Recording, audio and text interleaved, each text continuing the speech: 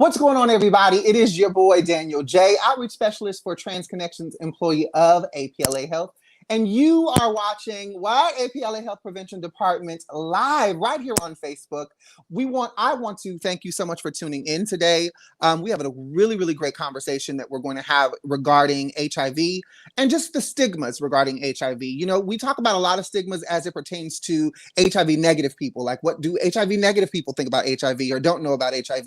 But I also want to talk about HIV stigma from a positive perspective, because I'm sure HIV positive folks have some things that they have to deal with and have to navigate the world with. And there might be some stigmas that they have regarding the negative community. So we are weighing the positives and the negatives and breaking those stigmas down.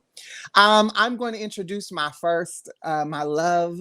I just love him so much. He is a coworker, a friend, a brother to me. He will be co-hosting with me today. He works on our Healthy Him program. You probably have seen him on Facebook standing in for Kai for morning. I always call it morning motivation, but it's morning gratitude. So let's get that together. But he is also our linkage to care specialist. He is the person that our HIV positive clients are calling and bugging day in and day out regarding doctor's appointments, medications, processes, and things of that nature.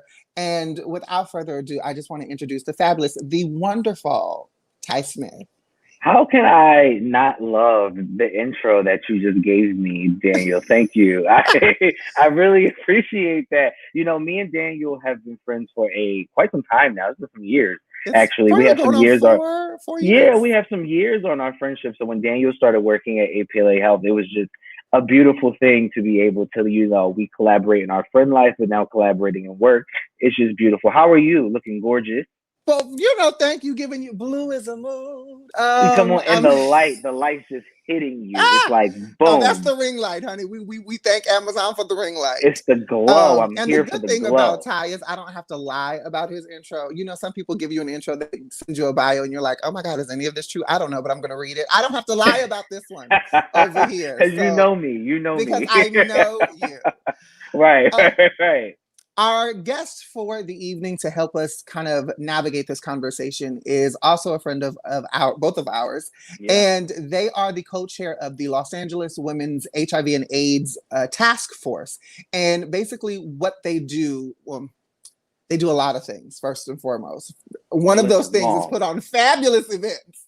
But they advocate for women, and they advocate for women of color, specifically in the HIV and AIDS field. And what many people don't realize and don't know, you see us here at APLA, you've seen me, you've seen Ty, you've seen Kai, you've seen Rogelio, and it's a lot of testosterone. It's a lot of masculine energy, that even though I come with a little bit of femininity, there's a lot of masculine energy in the room and a part of the conversation. And a lot of the clients that we serve are men, whether it's trans women who sleep with men who sleep with men, bisexual men, gay men, straight, whatever the case may be. Most of our demographic are those who have been assigned male at birth. And when we look at the data, when we look at the numbers, we do see quite often that there is a large number of new cases as it pertains to cisgender Black women. However, we don't really have that conversation. And so Tashi has been working in the HIV field over, I believe, more than over 10 years. She is a wealth of knowledge. Let me just say this about Tashi before she come on here. She is one of very few people that I know that knows everybody for everything. I don't care what it is you need. That's very true. That is very true. She got a plug. She knows somebody. She know everybody for everything. She got a cousin. She got an uncle. She got an auntie. She got a best friend. Don't ever let her get a flat tire on the road, because somebody within 5 minutes gonna drive past you like, Tashi. Right. And she know everybody. That's 90% of South Central Los Angeles is probably related to her. Girl. Like, she comes from a family of activists. She has come from a long line of activists, actually, as it pertains to the civil rights movement and Black Lives Matter, and just really fighting for individuals of color, but specifically for Black individuals. And so without further ado, I want to introduce the fabulous, the lovely Miss Tashi Williams. Hi, Tashi. Hello. Thank you for that lovely introduction. I mean, you know. I'm so excited to be here. This is my first live with you guys, and so I'm I really know. We get to excited. pop your cherry. Oh, We're okay. popping the Online live chat on live on or in Live, front of camera. live. everyone. Did you ever think that Oh, popping your cherry would be filmed? no. See, I did. of course you did. I I didn't. So how are you guys? I just want to do a quick check-in with you guys and see how have you guys been navigating this second shutdown of Los Angeles, this continued quarantine and COVID-19? Wow, I think, being a mother, it is it's different. I mean, we've never been through anything like this. And it's a pandemic that we're all going through. And I know a lot of people compare it to when the HIV crisis came on. And what's different is that you can't run away from it. We all have been affected, impacted in some way. And so I've been dealing with it. And so I feel like I'm in the twilight zone. I don't know what's going to happen from one day to the next, I feel but you on that. we're getting through absolutely. it. We're Yeah. getting through it. What about you, Yeah. Ty? How have you been navigating? You know what? I agree with Tashi. I mean, I'm not a mother, but I do have constant contact with my clients. Some of them call me Pop, and it's just putting them out in them being out in the world, and people are still doing what they want to do. We're going to talk about that a little bit later. People are still doing the what.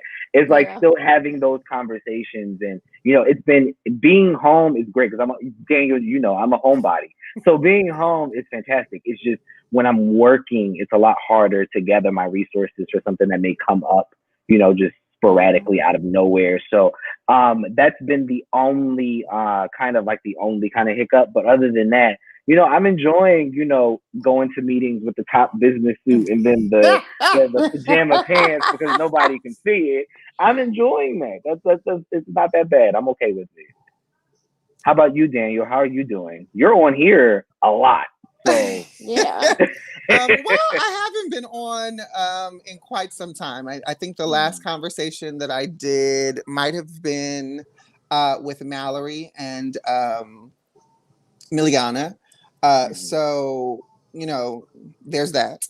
I've been navigating pretty well. There's a lot happening right now with APLA Health, which we'll talk a little bit about later on. Our new initiative, which I'm very excited about. But it's just been. I have to say, it's been a space where I have peace. I'm not necessarily freaking out. I am definitely living for the things that show up on my timeline on social media because there is so much going on in our country politically, and even just in the health field. So I think the biggest thing is just really making sure that I'm doing what I can to keep safe, to make sure that I'm social distancing, making sure that I'm staying sanitary and clean and, not catch Because that's COVID. very important to stay clean. I know some people will stay in the house and then Absolutely. forget that they need to shower. No, you should still shower, baby. Like, Still if do you've that. been wearing that same shirt for like 6 days, it's time to put that in the hamper, get a Yeah, new one, yeah. wash it Come up a on, little bit. you'll feel a lot better. You'll feel a lot better. Absolutely. See, she coughing now. She got the COVID. Right. She got the COVID. Don't. You know what? Well, I definitely want to jump right into our conversation, weighing the positives and negatives. One of the reasons why I named tonight's show weighing the positives and negatives is because a lot of times when we talk about HIV, we talk about the stigmas that HIV negative people have. Stigmas like when they hear about HIV. Tashi, we definitely hear your neighbor's music now, honey. They turned it You up and do? it was like, Okay. yes. I'm No, you're sorry. fine. You're You're fine, fine. no, You but good? Yeah. they You getting can't it in. control your neighbors because the lady upstairs, she tap dances in my building. Honey, So. look, this is live television on Facebook, and you get I'm what you get, sorry. okay? I'm sorry. We do this ourselves. This is self-production, Okay. honey. We don't have Okay. CBS or Fox. Not yet. I Not can't Not help yet. who yet. I know. Can't help who I know. But as I was saying, some of the things that we talk about when we talk about HIV stigmas usually are rooted in being HIV negative. Like we talk about, the myth that HIV is still this death sentence that it was when it, you know, in the 80s and in the early 90s. That's a myth. You know, the myth about, you know, I can't get it if I'm a top. Um, Right, that's a myth. for those of you Yeah. who don't know what a top is, that's another live. I'm sure we've covered that before. I'm hoping by now you know at least a little bit of gay lingo. Just Um, a tad. just Look it a up. tad. But for Don't those click who don't images. know, Don't click images. Just look oh, it up. just yeah, type in top, bottom, verse, gay lingo. Google will help you. There we go. But my first question really is for Ty. You work directly, well, actually for you too, Tashi. You both work very closely with HIV positive clients. What are some of the stigmas that HIV positive individuals have living with HIV? Are there stigmas regarding the virus itself, or do their stigmas kind of lean towards how they perceive or project negative individuals to react to them? I think that it's a mix of both. I also think that when we talk about stigma in 2020, because let's be clear, stigma from 20 years ago is completely different than what it is now. You know what I mean? There are so many different ways and different methods, and things are so accessible to people to research it, but they don't. Stigma still comes from ignorance. You're not knowing what you're talking about. You're just assuming and going through the grapevine that you heard that someone that's HIV positive should look this way, talk this way. This is what's going to happen to them. And it's like, that's not the case. So when I know that when we try to, or at least when I try to have conversations with my clients, especially immediately after diagnosis, you know, the first thing that I hear all the time is, oh my God, I'm going to die. And it's like, no, you're not. You will live, you know, if not the same, possibly longer than a lot of your negative counterparts in 2020. So we've come a very long way with that. But then also at the same time, I think that I like where we're going as far as HIV in the field, because now we're really pushing U equals U. And I think that there are way more questions now than there were ever before. And that's a good thing. Mind you, it took us a minute to get to this place for people to start asking these questions, but at least they're asking them. And that's the only way to combat stigma. Tasha, before you answered, Ty, you said something interesting Mhm. in regards to, you know, when people say, oh, I'm going to die. Mhm. And your response is that, no, you're not. And, you know, you talked about how people who are positive generally live longer, more healthier lives. Can you explain? I know people might hear that and go, how is that possible? You got HIV, how you live a healthier life? Right, Can you right, right. explain how that's possible? Because it's very true. Yeah. So you know what? First, let's start with HIV is a manageable disease. So when you think of manageable diseases, you think of diabetes, high blood pressure. These things are manageable, right? HIV has gotten into a space where it is manageable, where you can get to an undetectable status and live long, healthy lives. I think that the way that stigma from HIV originated was because everyone thought it was the gay disease, and you know, this is God's punishment to the gays for doing what they were doing, right? And no one actually took the time to actually look into what exactly HIV was. So now we fast forward to 2020, and I think that at the end of the day, if I can say from personal experience, just having conversations with my clients, people who have those memories of what that stigma was and what that messaging was live with that. That doesn't change. It's not something that just disappears. So when you have, you know, in the back of your mind, well, you know, back in the 80s, they used to have these articles saying, well, you're going to die. This is going to happen. This is going to happen. You get the newer generation that's getting diagnosed with HIV, very conscious about trying to ensure that that does not happen, almost to a point where it's like, I'm going to take care of myself 100% because I don't even want the inkling of anything bad going on. In that process, you get a lot of people who wind up taking care of themselves very, very well, whereas someone who's HIV negative wouldn't have that push, I guess, And to it's a say, necessity. specifically men. If you're Yeah, HIV positive, like your health, taking medications, you know, making your, like, it's absolutely. a necessity to your Yeah. life. And then also So think about how we here at work, you know, with men not going to the hospital and talking to their doctors, right? When you're HIV positive, you kind of have no other choice. So someone who's HIV positive that has a steady relationship with their doctor and will have conversations about every single thing because they're nervous might outlive the person that does not go to the doctor, that won't talk to their doctor. You know what I mean? So it's a weird playing field that we're on, but you know, it's very possible that someone HIV positive will live a longer, if not healthier life than someone's HIV negative. Tashi, what about you? How has your experience been working with clients that come to you who might be HIV positive? I think for a lot of women clients that I've had, the issue comes with disclosure. You know, a lot of women may take care of their health and go to the doctor, but they're not letting their partners know. They're not Mm-hmm. letting their friends and family know, you know, and it all comes from a lot of people still associate HIV with, oh, she nasty. She did something. Oh, she got too many partners. She's having sex like crazy. You know, it's still all about that for women. You Mm-hmm. know, I always say women are the forgotten about population when it comes to HIV still. And a lot of them tend to deal with that on a regular basis. Their partners and family associating them with, oh, they did something or they were in a relationship with someone, and not really taking into account that they're living a healthy, sustainable life. Like Ty said, HIV is a manageable disease. It is not something where you have to fear that I'm going to die tomorrow or Mm-hmm. life ends today. You know, that's not the case. If you are on medication and you are doing the things that you need to do to take care of yourself, you can live a healthy lifestyle. And I think for women, though, we still get associated with, oh, what is she doing? Or what did Mm-hmm. she do to put herself in that situation? When I could have been in a healthy relationship.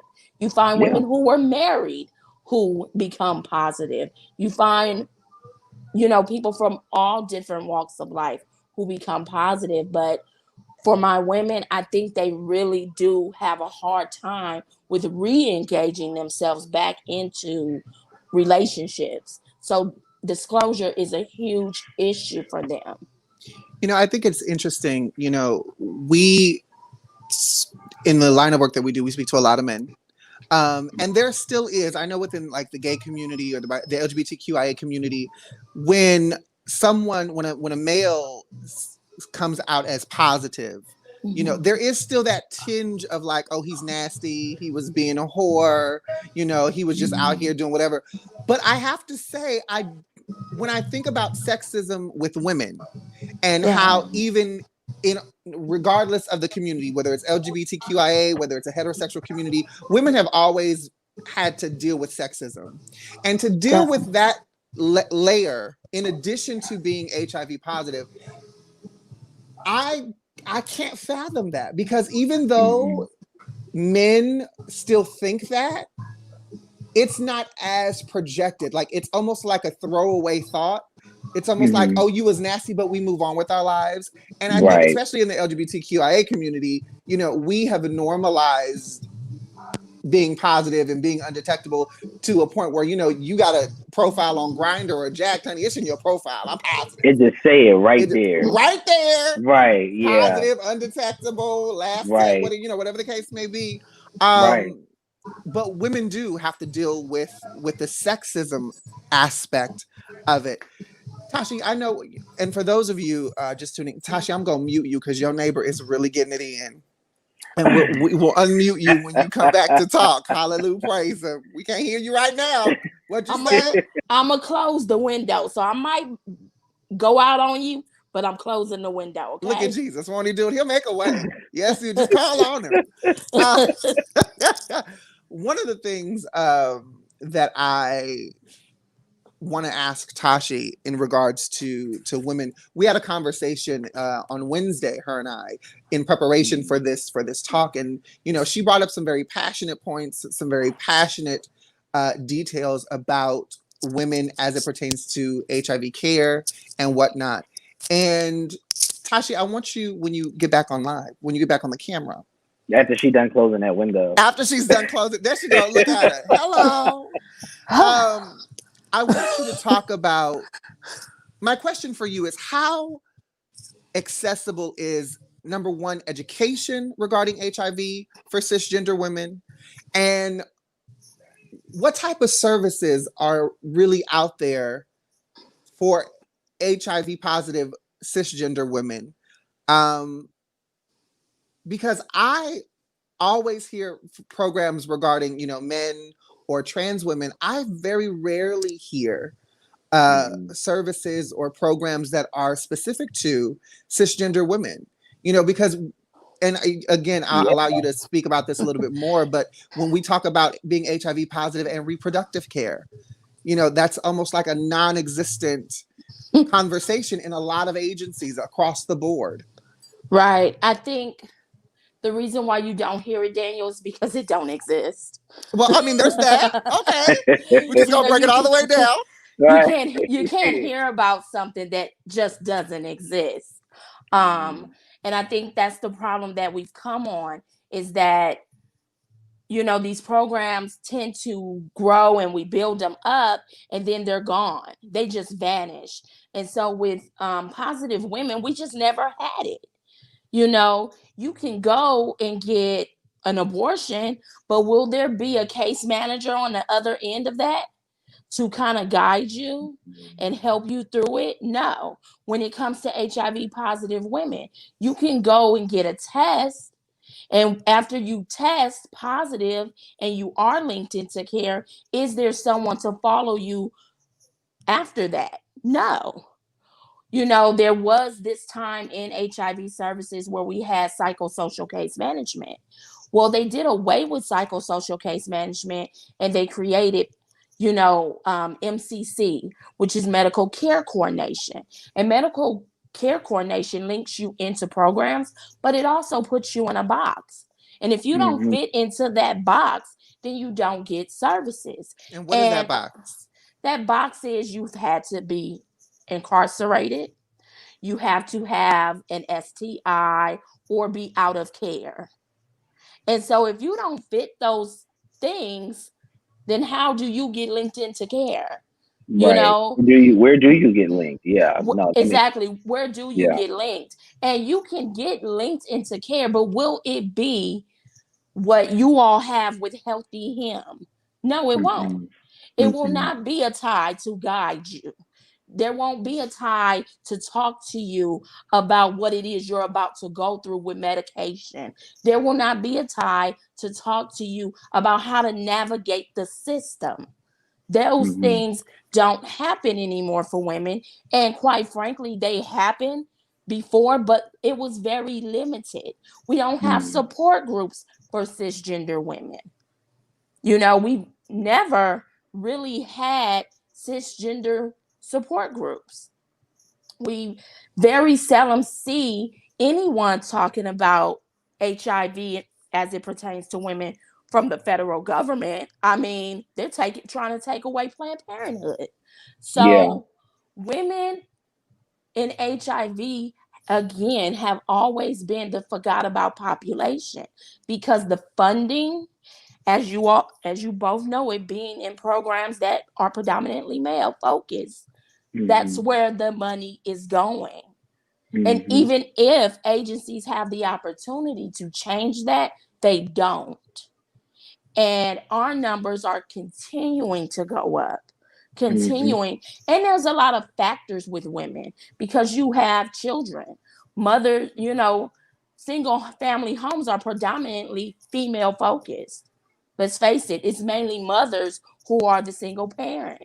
And you don't see a lot of services for that population. You don't see it. So you definitely are not going to get it in HIV, you Yeah. know? So you Yeah. have this single mother who's juggling a job, juggling her children, juggling being positive. So being positive takes a back seat to all of that. That's not her focus. So would Mm-hmm. a tie be great to kind of help her navigate through a system? Absolutely. Why? Because she's faced with so much more than Mm-hmm. just being positive. So when you get her in the clinic, yes, she's undetectable. Yes, she's not undetectable, because HIV was not the focus. Her being Mm-hmm. positive, her health, her well-being, her care was not on the front line, was not her focus. Her children, where they was going to live, where they were going to stay, where their father, that whole dynamic. You have a lot of intimate partner relationship violence going on with, the female population. So there's just so many factors. And I feel that funders don't really take that into account. You don't see, when you go onto these grant platforms, a list of grants for women. Mm-mm. Talking about, because dealing with the idea of stigma and really breaking the stigma down, we talked about earlier on, I think Ty mentioned it, how HIV and AIDS in the very beginning was quoted to be the gay disease. That was the gay men specifically, that was who were getting it, that's who were dying at exponential rates.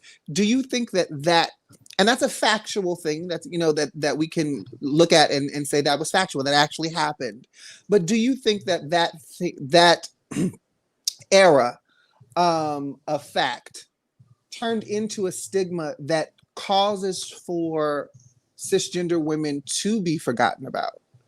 And I want to hear both your thoughts on that. Tasha, you go ahead. I think so. I think when HIV came on the scene, it was a gay white man disease too. It wasn't even touching the surface of the Black community, even though it was in the Black community already. It wasn't. And so, I think so often in the field of HIV, we want to lump people into a box. Every time you look up, it was always, okay, how can we categorize this? That's why we are the town of acronyms, because we want to put people in a box. The elemental penis of it all is what we want so bad to say you fit this category. You know what I mean? We want so bad to say it. And I think when we do that, though, we don't understand that it eliminates those who need the service to actually access it. Mm-hmm. I agree. Yeah. We're eliminating so many times. So as a woman, do I fit those categories? No, I do not. Right. So even I eliminate myself from even accessing what may be available to me. And it blows my mind, and Ty, I still want to hear from you, but it blows my mind, Tasha, to hear that there aren't services and programs for cisgender women who are living with HIV, because in almost every other dynamic of care, of public health care, whether it's housing, whether it's rental assistance, whether it's food stamps, whatever, not, you almost have to be a woman, specifically a woman of color, to gain access. And I remember, just to share a little bit, there was a point in time when I was homeless, and I had no job. I was really trying to make it, and I was looking up every service that I could apply for. And every single service, you either had to be HIV positive, you either had to be a single woman who was battered or going through some type of intimate violence. You had to be a single mother, or you just had to be a woman, period. Cisgender or trans. And I was like, well, I am none of those things. Right, but right. But when we move into HIV, right, it's completely opposite. I do want to say this, Daniel. I don't want to say that there's absolutely no service providers for women. That's not what I'm saying. What I am saying is that it is not as visible as it is for men. You have. And I think we can also agree too that it's not enough. Right, it's not enough. There's several. If you can't partake in Healthy Him, you can go to the center. You can go to, in the meantime, you can go to Men's Health Foundation. Right. Like with women, those resources are slim to none. If you don't qualify for whatever specific program it is that they're trying to force upon you, and you have to choose right there and then if you're going to be a part of that program. If not, we're not going to return your call. It's like, when I do agree with you, women have it a lot harder as it comes to navigating this system and HIV just in general. Right. And, I think when we look at, the female population in HIV, we want to say, oh, it's very clear cut. Oh, you can do this, you can do that. But it's not. There's so many Mm-mm. parts to the woman, there's so many Mm-mm. parts to our lives. And Mm-mm. we need to take the opportunity to really look at that. And Mm-mm. people don't want to do that. If I have a positive client who shows up in the office, oh, do she has kids? Oh, okay, well then you might need to refer her to, Department of Public Health. And we all know, if I refer her back to, you know, um, Department of Public Assistance, that's going to take forever.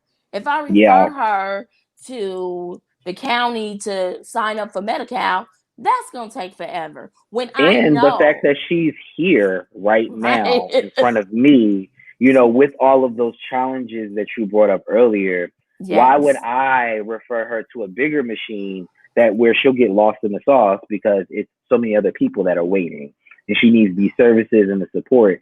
Now, yeah, I get that. I get that. And I it just makes you want to turn away. Yeah. before we move on, I do want to make a quick announcement. It looks like we're having a little bit of technical difficulty. So for those of you that were watching on our APLA Health Prevention Department page, it looks like that stream is no longer working at this moment. However, we are still streaming on Healthy Him Trans Connections Facebook page, as well as the Healthy Him and Trans Connections YouTube.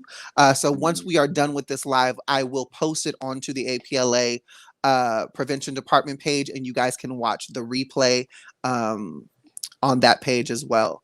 I staying in the realm of talking about stigma, really breaking down the stigma, and we've actually talked about quite a few. We've talked about the stigma of HIV being a death sentence. We know that it's not, especially not in 2020 with the care and the medications that we have. We Yeah. also talked about this stigma of it being just a gay disease or just a male disease. Tashi has really given us some insight on the fact that HIV don't care what genitalia you have or what gender Mm-mm. Right. you identify as. HIV is out there for everybody to catch. And I think that it's very important that agencies across the board really start to or begin to really think about how we can expand care to really Mm-hmm. include everyone. But my next question, as it pertains to the stigma, what are some of the stigmas that you have heard specifically come from positive individuals? Well, like I said earlier, the first one is always, well, I'm going to die within a week or 2 weeks, or I'm going to get really, really skinny and my eyes are going to be droopy. It's like this whole, I remember, quick story. I remember being at a location with my then supervisor, Dante, who is now the associate director. And we were having a conversation with a group of young girls. None of them were of color. A conversation of, well, some of them actually were of color. That's exactly why we were there. But I remember one specific girl was like, well, I'm just assuming that everybody, who has HIV is like skinny and malnourished and all this. And it's just like, it took everything in Dante and myself to not go off on this girl because it's just a lack of knowledge. But then you think about it at the same time, the way that HIV has been presented in the media, it's everybody's twist and turn in their story. Like you get movies where the person will get HIV and then that's it. That's your They're basically karma. watching Gia with Angelina Right. Jolie, or they're watching Philadelphia with Yeah, Tom and Hanks. it's like it makes no sense to me. Like that, and every time you see it in mainstream media, it comes back as karma. But people watch those things and they listen and they remember it.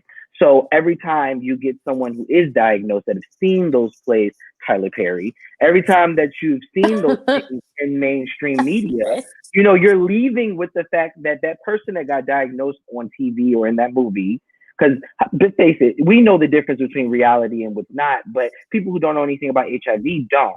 So every time you see someone get diagnosed because of their karma, they cheated or whatever the case may be, or we just really want to feel bad for this person, so we're going to give them HIV. There's never what happens after that. It's always this person got HIV and then the movie went off and we didn't do a part two. Like it's interesting to me that people use it as this big, like, if karma's going to get you, then it's definitely going to be HIV. No, it's not. Like, and HIV is Right. not I don't think that in 2020, I know it's a bold statement. I'm not saying go out and get HIV, but I just don't think that HIV is the worst thing that can possibly happen to you. I Like, think I with know, HIV, I feel, I'm on the fence with that because I definitely okay. feel that we have normalized the conversation about HIV and we have Mm-hmm. normalized having HIV. But Mm-hmm. I also feel like the double-edged sword of that is there are a few folks in the community who feel Mm-hmm. like, oh, if I catch it, then it's just whatever.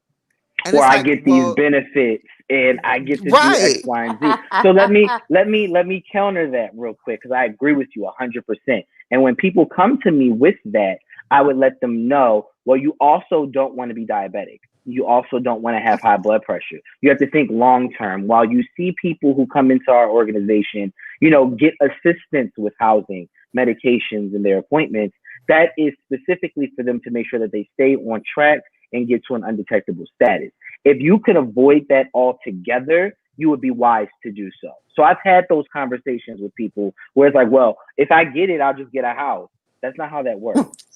And we That's want to not. be very clear when we talk about HIV stigma and we Yeah. talk about these myths that people have really been embedded. It's embedded theology. It's a theology that they have either learned through word of mouth in their families, through social media, or even before social media with mainstream media. Like Mm-hmm. HIV doesn't have a look. I No. know bodybuilders Not who at look all. way Yeah. better than look like they could be, and they are. They're fitness trainers, Yeah. they're health Yeah. nutritionists, Living healthy, and they're active lives. positive. Yes. Absolutely. HIV does not Yes. have a look, and that Yes. is something that I really do enjoy about the normalization of the conversation about HIV. Is that it Mm-hmm. really gets people to understand, wow, like this doesn't have, this is a whole new narrative. This is Yeah. a whole Yeah. Right. new something different than what I saw on Philadelphia with Tom Hanks, than what I Right. saw Right. on Gia with Angelina Jolie. Like Right. this is Right. not Right. that. Right. Right. And so it's super important to know that number one, Google is your friend. Yes. And Google always works. Google is Right. your friend. Now, I know that Google can be very vast. If you need some more clinical, statistical Mm-hmm. type things, you can always go to CDC.com. Honey, the Mm-hmm. CDC always has up-to-date reports on things if you just really want to know and crunch those numbers. Right. But Right. I Right. think Right. it's so important for people to understand, especially positive and negative individuals. HIV does not have a look. Ty, Mm-hmm. and even Tashi, maybe you can speak to my next question. Do you ever come across stigmas as it pertains not necessarily to their physical being, but to kind of re-engaging into community? Like, I know a lot of people on the negative end who are HIV negative. Some of their stigma is, oh, I would never date anybody positive because I don't want to catch it, or I would never Mm-hmm. have sex with somebody positive because I don't know about that, even with a condom.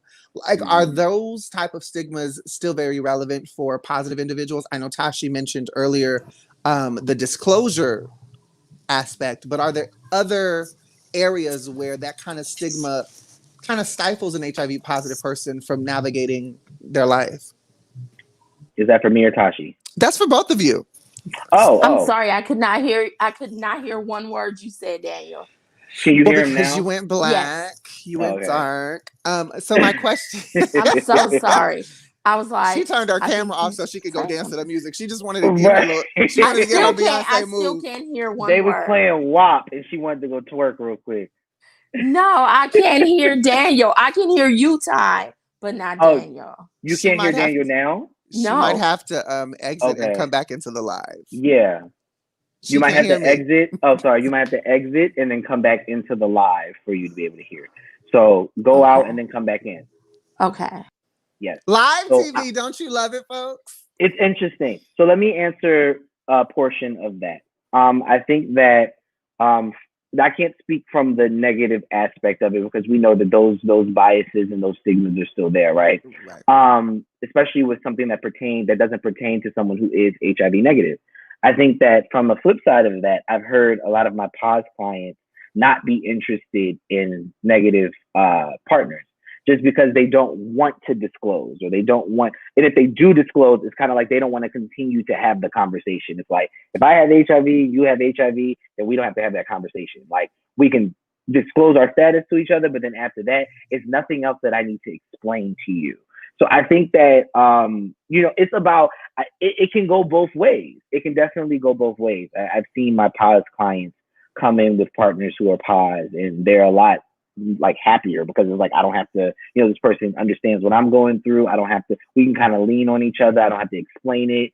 I even had one of my clients kind of like compare it to an interracial relationship where it's like, he said, if I was sitting across from someone who wasn't the same race as me and something on TV that was racially charged happened, I would have to explain to my partner why I feel a way about that. But that's an interesting perspective, though. Right. But so I ask my clients, if my clients are watching right now, they know I ask a lot of questions. I'm like, well, how do you put that towards HIV? And they're like, well, if someone's HIV negative and, I'm, on my medications and I'm not feeling good that day, or I ate something bad, or it's dehydrating me, or if I'm just not feeling myself that day, which can happen on the medications, doesn't happen often, but it can happen. I don't have to explain that to him because he understands, because he's living that life. So I've seen the flip side of it. Absolutely. I've witnessed it.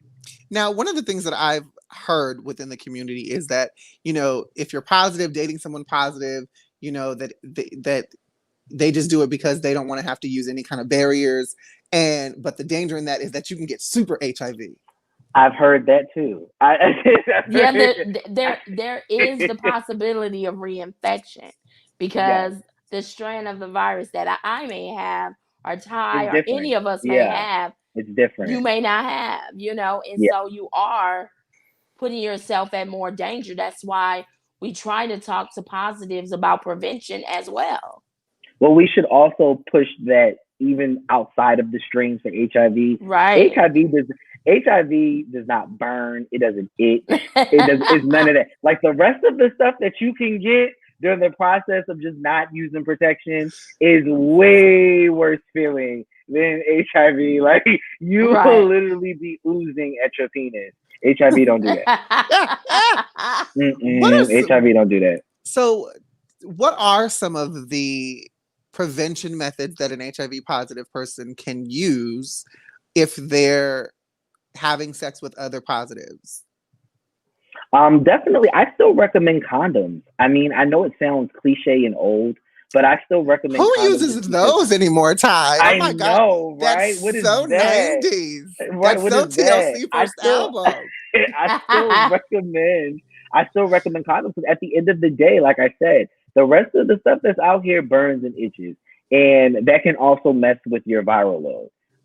It is very highly that if you get chlamydia, syphilis, or gonorrhea and you are undetectable, your body will try to fight that virus off and not pay attention to your HIV. I mean, your viral load can talking go about co-infection, basically. Yeah, absolutely. So I still push condoms. My clients say I'm old. I don't care. I still push condoms. If you're gonna bust it wide open, at least let it be protected. That part. I have a question specific to Tashi as it pertains to cisgender Black women. Can she hear you this time? Because yes, we know she can hear me. She can hear. Absolutely. I feel like I can't see you. You're in the dark, but blessed be to the Most High. I can't stand you. She said, "Look, I can only do one thing at a time. Either you can hear me or you can see me. What's it going to be?" My question to you is, what are some of the conversations that happen for cisgender, and specifically cisgender Black women? Because you are a cisgender Black woman, whether you're HIV negative or positive, you're still a cisgender Black woman.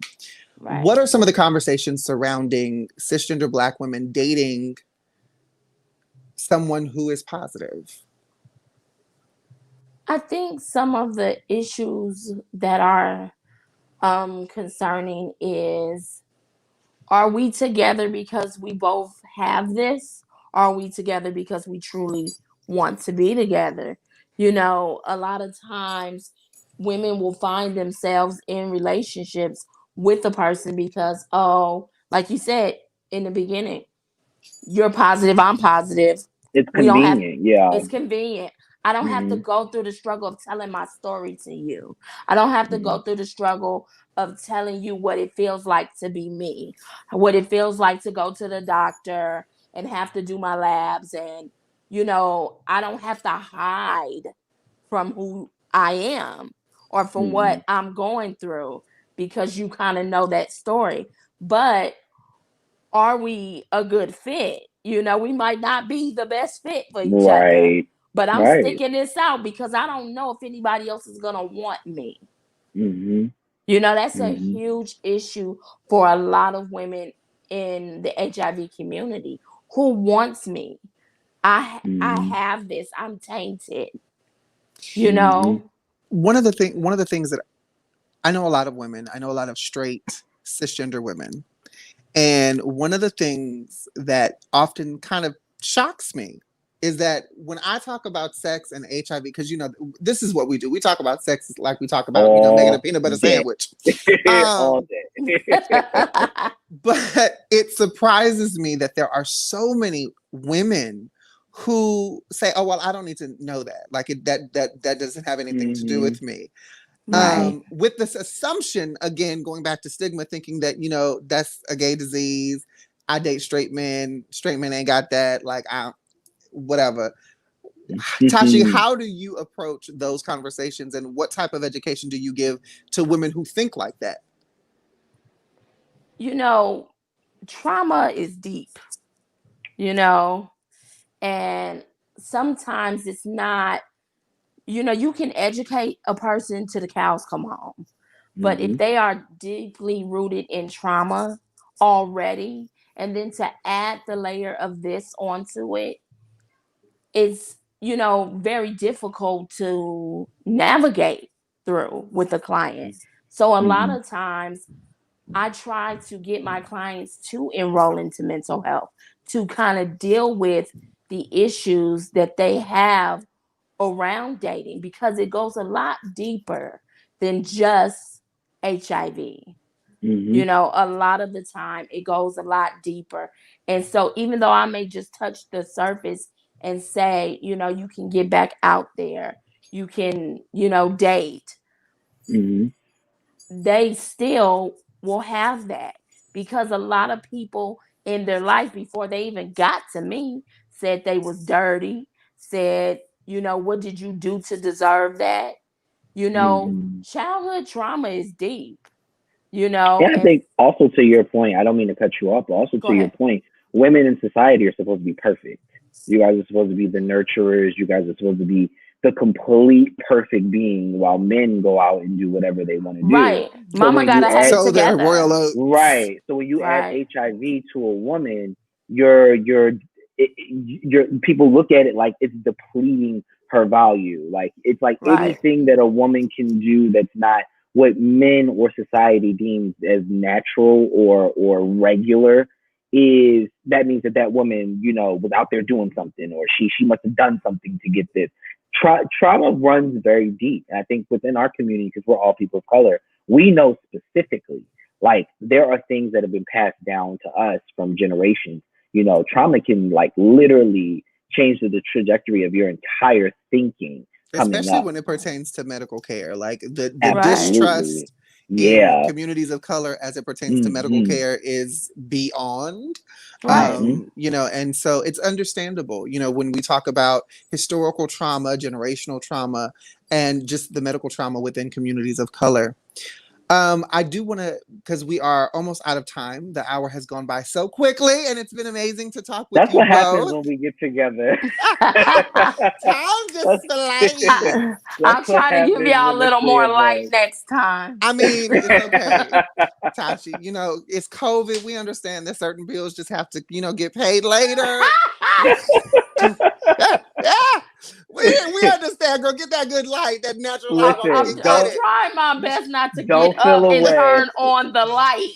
Why not? Do I stay here, or do I get up? You can and get up turn and go on the turn on the. light. We would like You to can do see whatever you you feel in this comfortable doing. last 10 You look minutes. gorgeous. You might as well turn some But light the on. the struggle of me getting up off the floor is I know that real. all too often. You stay right there on that floor. Look here. Exactly. So I want to before we get out of here, and I want to know what were your when you got into HIV, when HIV was introduced to you, what number the two questions. The first question is, what was the stigma that you held onto the longest? What was the stigma that was hardest for you to break out of? That's the first question. And the second one is, what was the stigma that or the myth that broke that just made you gag the most regarding HIV? Oh. Oh, you want me to go first? Okay. Sure. so so I remember specifically because I grew up with a family that's predominantly Jehovah's Witness, and I remember specifically the story about like a young homosexual man going out into the world, and long story short, he winds up coming back and he's HIV positive. So that's what I grew up with from 12 up until about 18. So Wow. going into my own adulthood, I only had that. I didn't know anything else about HIV. I had no idea. Even me being gay, like I did not know anything about HIV. I just know it was something that you could get and people had it. And I had dated HIV positive men in the process of that. So it was like I knew that, you wanted to be as safe as possible, but I never really took in consideration a lot of different things that like, some people would say. But the one that made me gag the hardest was when a young man came up to me in the club. I'll never forget it. I was at Woody's in Philadelphia, first time being out at a gay bar, and I was hanging with a guy, and this gentleman walks up to me, a young guy, and he's like, "You know that the boy that you're hanging out with has HIV, right?" And I was like, "I don't care. That's his business. That's not your business to tell me." He's like, "Well, I'm just letting you know before his penis falls off because that's what happens." I was like, okay, so not only are you messy and tacky because your outfit definitely came from Ross, you are No shade to Ross or those who uneducated. shop at Ross. No shade to Ross, I shop there now. But you are completely uneducated. Nobody's penis is falling off ever. All That right, made me gag.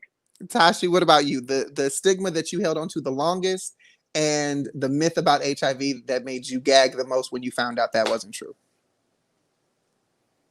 Wow. Okay. So the stigma I think that I held on to the longest was that women who get HIV were prostitutes. That I was just like, I'm this like, come on, girl. really, You really, doing a little night work. You a social worker, honey. That's right? why you got Right. this. You mean to tell Yeah, me that like Janet and that movie was a prostitute? I'm kidding. Go right. ahead. Okay. Now remind you, I joined the field when I was 18 years old. So that was 1990 something something.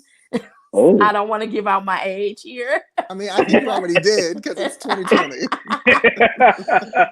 So I've been in the field for over 18 years. So, you know, to say that was real. And, to us, it's like, okay, that's not a big deal, a big stigma, but it was a really big one at the time.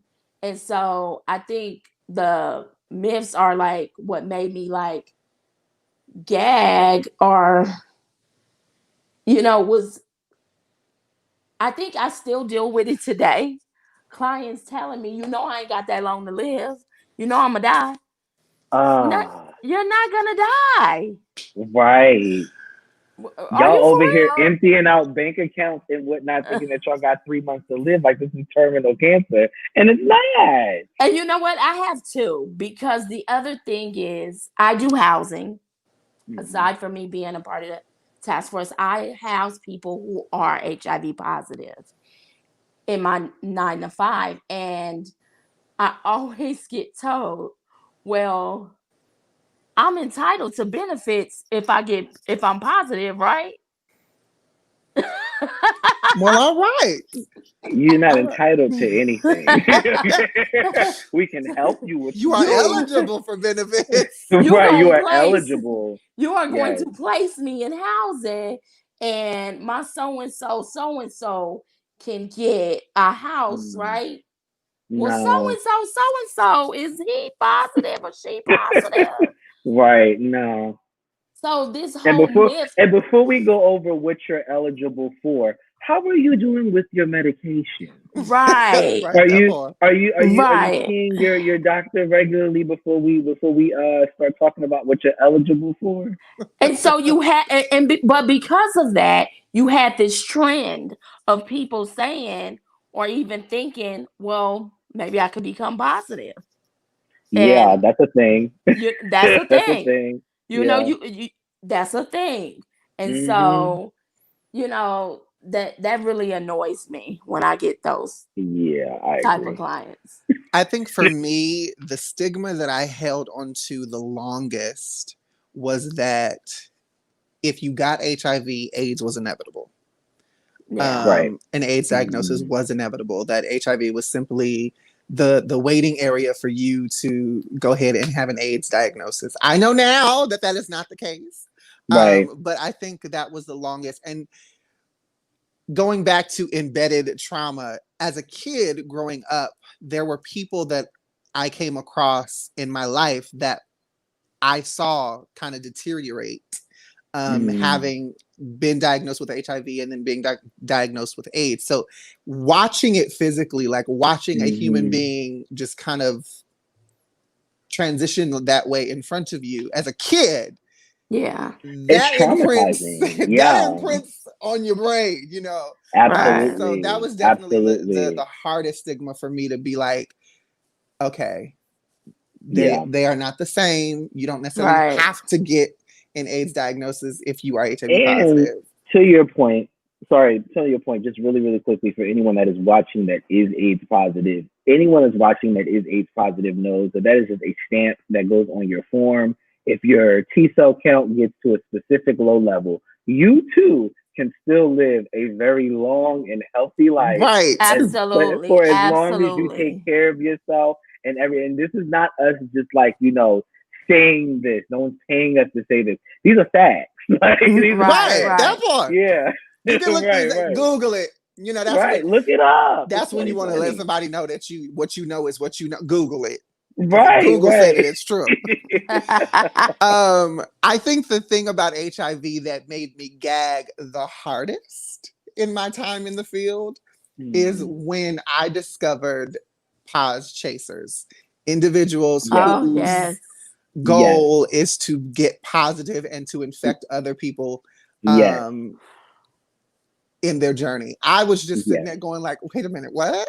Like it's negative people out yeah. here trying to get positive because they want Right, these right, benefits. And then they right, want to infect other people because they want somebody right, to be in a relationship with them. And that's the only way they think they're going to have one. right, right. That right. had my jaw on the floor. And if you are watching, before you turn your nose up and say, well, that's crazy. Why would anyone want to do that? We're not justifying it. But also, if you watch on the news, they're having COVID-19 parties. People Hello. are Yes. crazy. People are crazy. So don't just assume that when you meet someone that's HIV positive, that they was out going to go get it because they just wanted to get these benefits. No, that's not what happened. Like, And to be that's quite not it. honest, even though that was the thing about HIV that gagged me the most, Yeah. it really was. I had to ask questions to myself. You know, you don't know what somebody's story is at the end of the day. You don't know what they're dealing with. You don't know what their financial economic status is. You don't know what their housing situation is. And at the end of the day, you do what you need to do to survive. And for some people, if they know that, you know, if I'm positive, I can be eligible for X, Y, and Yeah. Z, Right. then I'm gonna do what I need to do to make that happen. And that's, you know, no, at APLA Health, we do. There's no judgment. Our goal is to make sure that you are making safer sex decisions, that you have safer sex options, and that if you are positive, that you are in care, remaining in care, and being consistent in care. Absolutely. I want to Absolutely. thank you guys. Look at you with the light on. You better I show Come that couldn't. beautiful on. I couldn't skin. take it no more. At the end of the stream. I didn't want y'all to see my struggle. At the end of the stream. I can't. But I do want to say this, Daniel, before we get off. For women, I think the whole pause chaser thing they become very upset with that, because they know the struggle for them when it comes to accessing care and accessing services. For them, it's not well known. They're not aware of all the services that they can get. So when they hear that, it's like, what? Who would do that? When they're so limited with services, housing and just, case management, even down when it comes to food. These services are not biased upon gender, but to access them in the information and how it comes is not just out there for women. These are not gender biased services. However, it's not out there. You don't know what you don't know. Right. You don't know what you don't know at the end of the day. So I think that's why it's good that you said Google is your friend. Google is your friend. Honey. Google it. And if you need help with figuring out if what Google has found you is true or not, honey, you can go to aplahealth.org and get that information, and call one of us. We'll be able to help you absolutely figure it out. But I definitely want to thank you guys so much for being on this live with me. Ty and Tashi, you are two amazing individuals in this community. I don't think that your names come up enough as it pertains to the recognition of what you do for clients, what you do for the community, and what you do. I don't think your name comes up enough, Daniel. I just got here. It don't need to. Truly, but you've been in the field for years in one capacity or another. Daniel, you are truly amazing. So are you, Tashi. When you got hired, Tashi, I came right to your desk and was like, I've heard about you. So I am a fan of you both. I am definitely a fan of you both. Yes, I love you both also. And I think you guys are doing an amazing job with Healthy Him, the trans connection programs. I don't think that APLA's trans program was as significant as it is today since you came on board, Daniel. So I really do applaud you for getting that program up and running and doing what you do. And Ty, you already know about Healthy Him. You guys' record speaks for itself, and all the great work that you guys do along with Dante and Terry. Well, before we get out of here, Ty, can you let people know how they can get in contact with Healthy Him if they so need services? Absolutely. So we have our Healthy Him Facebook page. We also have our Instagram page. Everything is at Healthy Him. And if you have any questions or concerns, give us a call at 323-795-5997, or you can text us, because we're noticing that people like to text more than they like to talk and listen to my voice. So send us a text, but make sure it's appropriate. And Tashi, are there any pages that if people want to know about the LA Women's HIV and AIDS Task Force, how do they get in contact? The same way, just Google me. Come on, I'm Googleable.